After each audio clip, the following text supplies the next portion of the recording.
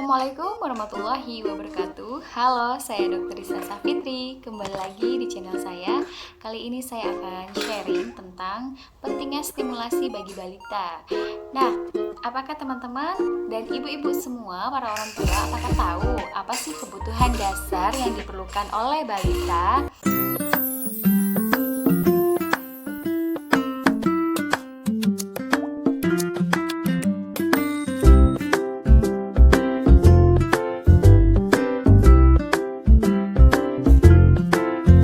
Tiga kebutuhan dasar anak. Yang pertama adalah asuh, kedua ASI, dan yang ketiga ASA.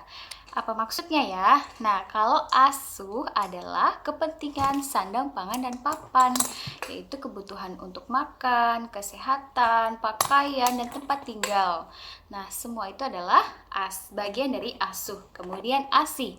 ASI adalah kebutuhan kasih sayang, rasa aman, rasa dilindungi oleh orang tuanya. Yang ketiga adalah asah. Nah, asah ini nih yang jarang dilakukan oleh orang tua, yaitu stimulasi motorik halus, motorik kasar, stimulasi kecerdasan. Nah, semua itu adalah bagian dari ASI. Nah, kali ini kita bahas tentang stimulasi. Stimulasi selain untuk melatih motorik halus dan motorik kasar, juga diperlukan untuk melatih kecerdasan anak dan kemampuan, skill, potensi yang ada di dalam dirinya. Kenapa? Nah, ternyata perkembangan otak itu terjadi sangat pesat pada 3 tahun hingga 5 tahun pertama kehidupan anak. Nah, jadi sekitar 80 hingga 90% itu terjadi pada 5 tahun pertama kehidupannya. Dengan stimulasi, kecerdasan otak anak itu bisa dicapai dengan optimal. Kenapa? Karena ketika bayi itu dilahirkan, ada miliaran sel saraf yang belum saling terhubung. Nah, hubungan sel saraf ini baru bisa terjadi jika adanya stimulasi pada 5 panca inderanya. Nah, stimulasi jembatan. Nah, jembatan penghubung antar sel saraf ini disebut dengan sinaps. Nah, jembatan saraf akan terbentuk jika ada stimulasi yang berulang dan dilakukan secara kontinu. Artinya secara konsisten setiap harinya. Nah, maka ikatan saraf ini lama-lama akan menjadi kuat. Nah, inilah yang nantinya akan mempengaruhi kecerdasan anak. Ketika hubungan antar sel saraf itu semakin rumit dan semakin kuat, nah ini yang akan membuat anak kita menjadi cerdas. Lalu seperti apa sih bentuk dari stimulasi kecerdasan ini? Nah, kalau stimulasi motorik halus, motorik kasar, mungkin sudah banyak ini bahas ya. Tapi kalau untuk stimulasi kecerdasan, ini bisa dengan berbagai cara. Nah, semua metodenya ini sebenarnya dengan cara bermain dan bisa juga dengan misalnya ya, yang pertama bisa dengan membacakan buku. Nah, ini adalah stimulasi yang sangat simpel sebenarnya. Jadi sejak kehamilan trimester 3 itu sudah bisa dilakukan stimulasi auditorik. Karena pada trimester ketiga itu sudah terbentuk kemampuan mendengar anak. Dengan membacakan buku terjadi stimulasi visual, penglihatan, stimulasi auditorik.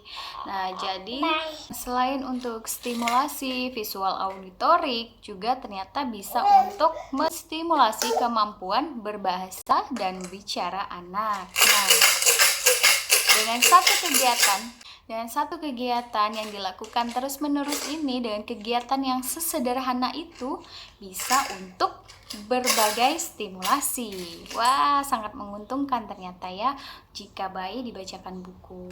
Lalu ada stimulasi selanjutnya, ketika anak makan ternyata terjadi stimulasi perabaan, penciuman, dan pengecapan. Lalu stimulasi kemampuan berbicara dan berbahasa anak bisa dengan sering mengajak anak mengobrol dan mengatakan apapun yang kita kerjakan, lakukan, dan ketika kita memegang benda-benda kita sebutkan namanya, dan bisa juga dengan membacakan buku tadi. Nah, selanjutnya ada stimulasi kemampuan daya analitik. Ini bisa dilakukan dengan bermain puzzle. kegiatan yang menggunakan jari-jari tangan, misalnya dengan menyusun benda, bermain puzzle. Nah, ini sekaligus untuk melatih motorik halus anak. Lalu selanjutnya adalah stimulasi untuk rasa empati pada anak. Nah, jadi stimulasi ini bisa untuk mengeluarkan isi hati, ekspresi itu juga perlu dilatih karena ini penting sekali agar anak bisa menyatakan perasaannya sehingga bisa mengurangi tantrum pada anak. Nah, seperti apa cara stimulasinya? Nah, kita bisa melakukan stimulasi dengan menggunakan media, misalnya dengan menggunakan buku yang memberikan gambar seseorang yang sedang sedih, yang sedang bergembira, yang sedang terkejut, yang sedang merasa takut. Nah, bisa dengan mencontohkan yang ada di buku. Sambil saat kita membacakan, kita memberikan ekspresi. Misalnya ya, ini ada contoh satu buku. Contoh nih untuk mengasah kemampuan anak dalam menyatakan perasaannya, dalam berekspresi. Nah, jadi ini ada buku, ini dari Baby All Baby. Nah, mungkin next bisa kita review ya buku ini. Nah, jadi buku ini ada bolongannya seperti ini, hole seperti ini untuk anak itu mencontohkan ekspresi ketika ini dia sedang disuntik. Nah, harusnya tuh seperti apa ekspresinya ketika merasakan sakit. Nah, terus ini ekspresi ketika dingin, gitu. Ekspresi ketika takut. Nah, seperti itu ya kira-kira contohnya.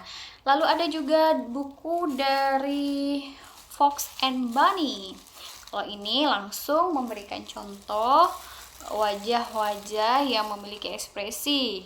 Ini adalah tersenyum, lalu sedih, lalu tertawa. Gimana tertawa? Tertawa gimana? Gimana kalau nangis? Nangis?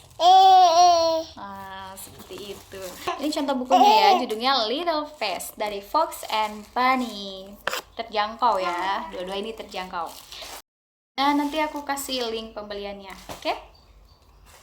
Yang terakhir adalah untuk mengasah motorik kasar, yaitu dengan cara mengajak anak bergerak, misalnya dengan menirukan gerakan hewan-hewan.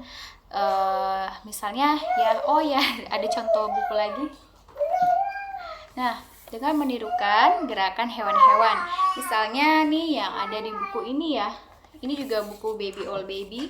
Di sini ada contoh menirukan gerakan kura-kura, merangkak, kemudian berguling, lalu berjinjit dan lompat, mengepakkan sayap dan berlari seperti kuda.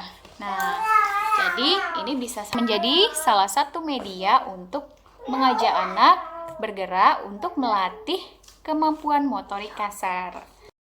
Nah, itu tadi penjelasan seputar stimulasi yang dapat kita berikan kepada anak. Nah, mungkin itu dulu ya. Kalau ada pertanyaan atau masukan dari teman-teman bisa dicantumkan di kolom komentar. Terima kasih sudah menonton video ini. Semoga bermanfaat. Assalamualaikum warahmatullahi wabarakatuh.